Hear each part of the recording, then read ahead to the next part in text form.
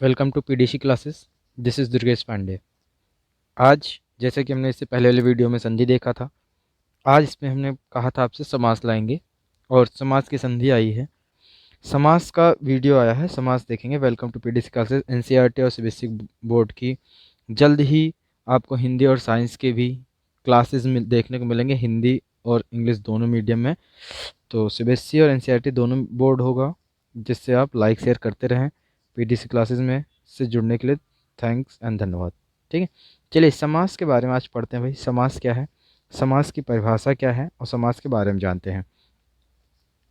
समास की परिभाषा, समास की परिभाषा में दो या दो से अधिक शब्दों को मिलाकर जो नया नया और छोटा शब्द बनता है, जो नया शब्द बने उसे ही क्या कहते हैं भाई, समास। दो शब्दों को मिलाकर जो नया शब्द बने उसे क्या कहा जाता है, समास कहा जाता है। जैसे एग्जाम्पल में देखेंगे, आप हम सभी लोग कहते हैं रसोई घर, आम निजी भाषा में कहने का होता है रसोई घर। रसोई घर किस चीज़ को कहते हैं, रसोई के लिए जो घर है जहाँ हमारा खाना पकता है, जहाँ पे खाना बनता है, उसे क्या कहते हैं, रसोई घर।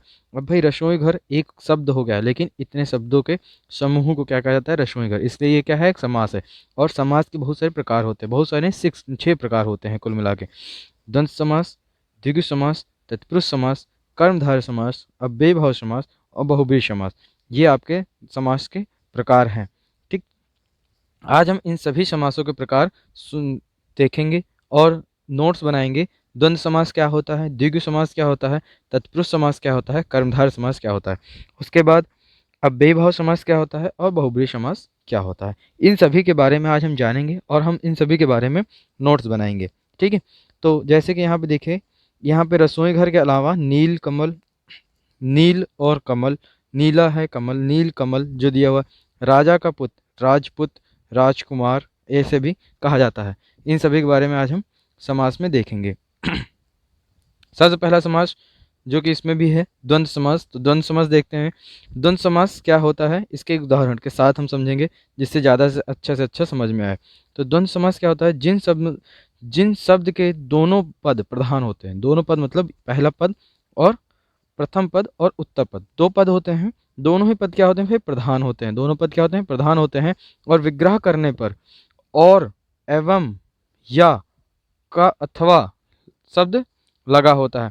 उनका जब विग्रह किया जाता है, मतलब उनको जब तोड़ा जाता है, तो और, एवं, या, अथवा शब्द लगता है, इसे ही क्या कहते हैं भाई, द्वंद्व समास कहा जाता है। इसको क्या कहते हैं, द्वंद्व समास। फिर से समझिए एक बार, जिन शब्द समूह के दोनों पद क्या होते हैं भाई, प्रधान होते हैं, प्रथम पद और उत्तर पद दोनों ही पद प्रधान होते हैं, और उनका समास विग्रह मतलब विग्रह करने पर और, एवं, अथवा शब्द का लगाना होता है, मतलब और, एवं, अथवा, ये तीन चीज़ों का जब जहाँ पे बोध हो, ये तीन चीज़ों का जहाँ पर बोध हो, वही क्या होता है भाई, द्वंद्व समास कहलाता है। जैसे एग्जाम्पल में अब देखिए, यहाँ पे बहुत सारा उदाहरण लिया गया जिससे कि अच्छे से अच्छा समझ में आए। जितना अच्छा समझेंगे, जितना अच्छा नोट्स बनाएंगे, उतना ही ज़्यादा आपको बढ़िया नंबर मिलने वाले हैं। ठीक, माता पिता मतलब माता और पिता, माता और पिता, तन मन, तन और मन, ज्ञान विज्ञान, ज्ञान और विज्ञान, दो चार, दो या चार, लाभा लाभ, लाभ या लाभ, बुरा भला, उसने हमें बुरा या भला कहा।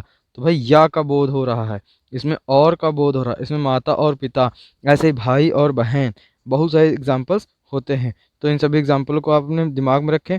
जिस कभी भी शब्दों का विग्रह करने पर, शब्दों के विग्रह करने पर जब कभी या, और, अथवा, एवं इन सभी का बोध हो, और, एवं, या, अथवा इन चार चीज़ों का, ऐसे ही कुछ चीज़ों का बोध हो, उन सभी को क्या कहते हैं भाई, हम द्वंद्व समास कहते हैं। कौन समास कहते हैं, द्वंद्व समास। ठीक, अगला समास की ओर बढ़ेंगे, द्विगु समास। सबसे इजी समास, सबसे आसान समास, सबसे कन्फ्यूजन वाला भी। अगर समझ में आ गया सबसे आसान है, नहीं समझ में आया तो सबसे कन्फ्यूजन वाला समास होता है।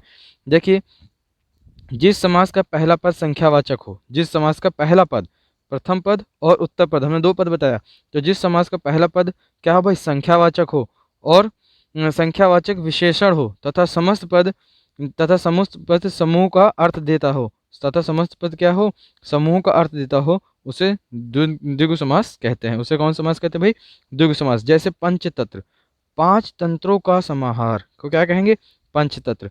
पंचवटी, पांच वटों का समाहार, मतलब 5 वटों का जो समूह होगा, 5 वटों का जो समाहार मतलब समूह है, वो सभी क्या है, पंचवटी है। वो सभी क्या है, पंचवटी। पंचवटी कौन सा समास हो गया भाई, द्विगु समास हो गया। ठीक है, वो सभी क्या हो गया, द्विगु समास। ठीक है, पंचवटी। उसके बाद देखेंगे शताब्दी। शताब्दी में क्या है, शताब्दी में हमारा आता है सत सौ, मतलब सत मीन्स क्या हो गया, 100 वर्षों का समाहार। 100 वर्षों का समाहार को क्या कहते हैं, शताब्दी। क्या कहते हैं, शताब्दी। नवरात्र मतलब नवरात्रियों का समूह हुई, नवरात्र क्या था, पंचतत्व, 5 तत्वों का समूह पंचतत्व कहलाता है। इन सभी समास, इन सभी शब्दों के विग्रह करने पे हमें क्या मिल रहा है भाई, नंबर मिल रहे हैं। हमें क्या मिल रहे हैं, नंबर या संख्यावाचक विशेषण मिल रहे हैं। इसमें हमें संख्याओं का बोध हो रहा है। इसमें हमें प्रथम पद क्या कर रहा है, संख्याओं का बोध कर रहा है। इसे क्या है, ये द्विगु समास कहलाता है। ठीक है, क्लियर हुआ। आगे चलें, लाइक शेयर सब्सक्राइब करते रहें। आगे आज आपको बहुत ही अच्छा मोटिवेशन मिलने वाला है, खासतौर से विद्यार्थियों के लिए ही है। तो आप अंत तक जरूर देखें और लास्ट वाला मोटिवेशन जरूर सुन के जाएं। एक विद्यार्थियों में किस टाइप के लक्षण होने चाहिए, एक अच्छे विद्यार्थी में किस टाइप के लक्षण होने चाहिए। तत्पुरुष समास अब आता है, कौन सा अपना तत्पुरुष समास। जिस समासिक शब्द का उत्तर प्रति प्रधान होता है, जिस समासिक शब्द का उत्तर प्रति प्रधान होता है उसे तत्पुरुष समास कहते हैं। उत्तर प्रति प्रधान होता है मतलब कि जो अंत वाला पद, मतलब कि उत्तर पद प्रधान होता है, मतलब प्रथम और उत्तर दो पदों में है, तो जो उत्तर पद प्रधान होता है उसे ही क्या कहा जाता है, तत्पुरुष समास कहते हैं। और इसमें दोनों पदों के मध्य आने वाले प्रसंगों, मतलब आपने कारक पढ़ा होगा, ये वही कारक हैं, कर्ता ने कर्म को करण से के लिए, ये वही कारकों का बोध होता है, मतलब इनका लोप हो जाता है, मतलब यही कारक उसमें आपको विग्रह करने पे मिले तो आप समझ जाएं कि ये क्या है, तत्पुरुष समास है अपना। जिसमें कारकों का बोध हो, जिसका विग्रह करने पे कारकों का बोध हो, वो सभी क्या होते हैं, तत्पुरुष समास। तत्पुरुष समास के भी प्रकार होते हैं, कर्मधार तत्पुरुष समास, कर्म तत्पुरुष समास, करण तत्पुरुष समास, संप्रदाय तत्पुरुष समास और संबंध अधिकरण, और ये सभी तत्पुरुष समास होते हैं। आगे चलते हैं कर्मधार तत्पुरुष कर्मधार समास में चलते हैं। ये कर्म तत्पुरुष समास के अंतर था, जिसकी एक अलग से वीडियो बनाएंगे जिसमें कि तत्पुरुष समास के बारे में ही अच्छे से डीपली समझाएंगे। ठीक, अभी चलते हैं कर्मधार समास। अपने समास 6 के 6 जो समास है उसको जल्दी जल्दी देख लेते हैं, नहीं तो फिर वीडियो बड़ा होगा। यहाँ जहाँ उत्तर पद क्या है भाई, जहाँ उत्तर पद प्रधान हो तथा ऐसे शब्दों का मेल हो जिसमें एक विशेष तथा दूसरा विशेषण हो, एक विशेष हो दूसरा क्या भाई, विशेषण हो, एक उपमेय तथा दूसरा उपमान हो, उपमेय और उपमान हो, एक विशेषण दूसरा विशेष, एक उपमेय और दूसरा उपमान हो, इसको क्या कहते हैं, कर्मधार समास कहते हैं। इसको क्या कहते हैं भाई, कर्मधार समास कहते हैं। जैसे कि एग्जाम्पल देखेंगे, उदाहरण देखेंगे, ज्यादा अच्छे समझ में आएगा। भव जल, भव में संसार रूपी जल, इसमें क्या है भाई, जल उत्तर है, जल क्या है, उत्तर मतलब ये उत्तर पद है, उत्तर पद है, और इसमें एक दूसरे की क्या विशेषता बताई जा रही है। भव संसार रूपी जो जल है वो क्या है, वही क्या है, कर्मधार समास के अंदर आया अपना। कर्मधार समास के अंदर क्या है भाई, भव रूपी जल मतलब संसार रूपी जल। ठीक, इसमें और सभी एग्जांपल्स दिए गए हैं, उदाहरण दिया गया है, इसको ध्यान से देखें। चल संपत्ति, गतिशील संपत्ति को क्या कहते हैं भाई, चल संपत्ति। देखो संपत्ति तो एक क्या है, शब्द है, इसका प्रधान शब्द क्या है, संपत्ति। चल मीन्स क्या हो गया, इसकी क्या बता रही है, विशेषता बता रही है, विशेष है, विशेषण है, जो कि इसके क्या बता रही है, विशेषता बताती है, मतलब गतिशील संपत्ति जो आती है। पुत्र, पुत्र रत्न, पुत्र के समान, रत्न के समान पुत्र, रत्न के समान पुत्र, वो क्या कहलाता है भाई, पुत्र रत्न। ठीक है, चलिए आगे चलते हैं। अव्यय भाव समास। अव्यय भाव समास क्या है, ऐसे पद जिनमें समस्त पद में कोई एक पद अव्यय तथा उपसर्ग हो, कोई एक पद अव्यय तथा उपसर्ग तथा दूसरा पद संज्ञा हो, उसे अव्यय भाव समास। देखो भाई, अव्यय और उपसर्ग, अव्यय मीन्स अव्यय भाव समास के पहले पद में अनु, आ, प्रति, यथा, भर, हर, जिसका व्यय, जिसका खर्च ना किया जा सके, जो कभी खर्च ना किया जा सकता, जैसे कि प्रतिदिन, प्रतिदिन आपको बोल दिया जाए। प्रतिदिन का मतलब क्या हो गया, हमेशा। प्रतिदिन का मतलब क्या हो गया भाई, हमेशा। प्रति कभी खत्म नहीं होगा, रोज, हमेशा, डेली। तो ये जो प्रति है वो कभी खत्म नहीं होगा। हमने कहा होता है यहाँ पे एक दिन, कहा होता अभी एक दिन, तो आपका एक दिन एक ही दिन में होके खत्म हो जाता है, लेकिन ये प्रतिदिन जो है इसका मतलब है प्रति, मतलब रोज, हमेशा, इसलिए कभी खत्म ना होता। ठीक है, चलिए आगे इसके एग्जाम्पल्स देख लेते हैं और क्लियर हो जाएगा। एक तो आप समझ ही गए होंगे, हर घड़ी। देखो एक एग्जांपल है यहाँ पे, हर घड़ी। हर घड़ी मीन्स प्रत्येक घड़ी, प्रत्येक घड़ी, प्रतिदिन, है ना, प्रतिदिन, हर घड़ी। यथा रुचि, रुचि के अनुसार, बहुत सारी रुचियां हो सकती है। प्रत्येक मतलब हर एक, प्रत्येक, हमने कह दिया भाई प्रत्येक को टॉफी दीजिए, तो हर एक को टॉफ़ी दीजिए, हर एक को, मतलब जितने भी हो वहाँ पे गिनती नहीं है। तो जो कभी ख़त्म ना हो सके, जिसका अंत ना हो, अव्यय है। जो कभी खर्च ना हो, वो क्या है भाई? अव्यय है। अव्यय समास की ये डेफिनेशन हो गई और उदाहरण, ठीक है। चलिए आगे चलते हैं।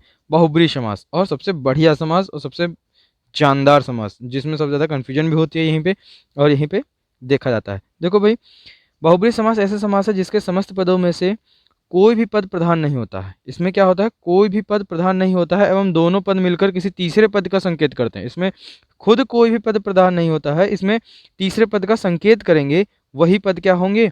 बहुब्रीहि समास होंगे। वही पद क्या कहलाते हैं? बहुब्रीहि समास। चलो इसका एग्जाम्पल देखते हैं।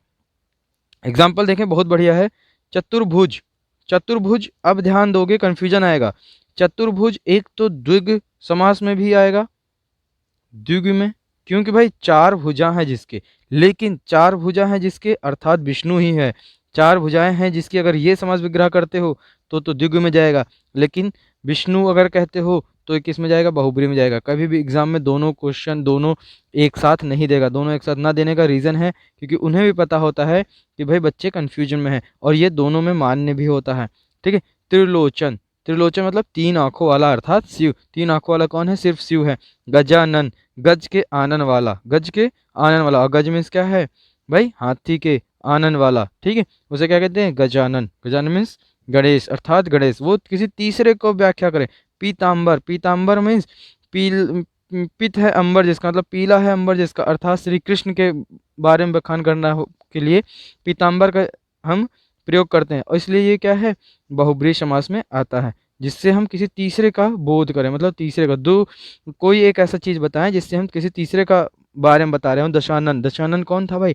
रावण। तो उसमें क्या है? बहुब्रीहि समास। वो सभी क्या है? बहुब्रीहि समास है, ठीक है। That's it, clear. हमें आशा है कि आपको समास अच्छे से समझ में आया। पीडीसी क्लासेस से जुड़ने के लिए धन्यवाद।